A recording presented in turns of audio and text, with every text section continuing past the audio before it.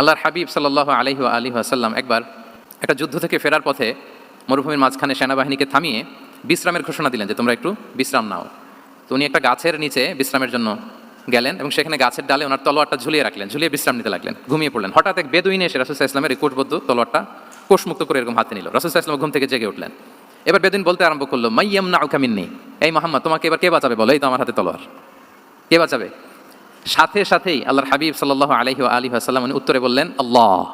উত্তরে কি বললেন? কোনো চিন্তা ভাবনা নাই যে ওরে আঘাত করা যায় কিনা পাল্টা, বা কোনোভাবে ওর কনফিডেন্স ডাউন করা যায় কিনা, এদিক সেদিক কারো সাপোর্ট চাওয়া যায় কিনা, কোনো দিকে না তাকিয়ে কি বললেন? আল্লাহ। সবসময় তিনি আল্লাহ কেন্দ্রিক ছিলেন। এটাকে বলে গড সেন্ট্রিক মাইন্ডসেট। যে কোনো পরিস্থিতিতে তিনি আল্লাহ যে আমার সাথে আছেন এটা কল্পনা করতেন।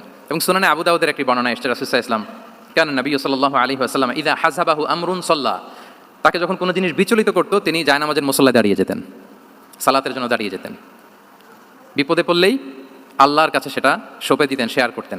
আমরা বর্তমানে কোনো বিপদে পড়লেই কি করি? আগে কোথায় শেয়ার করি? ফেসবুকে। আসলে করা উচিত কার সাথে? হ্যাঁ, আমার স্ত্রীর সাথে শেয়ার করার আগেও শেয়ার করবো কার সাথে? আমার বন্ধুর সাথে শেয়ার করার আগেও শেয়ার করবো কার সাথে? আল্লাহর সাথে।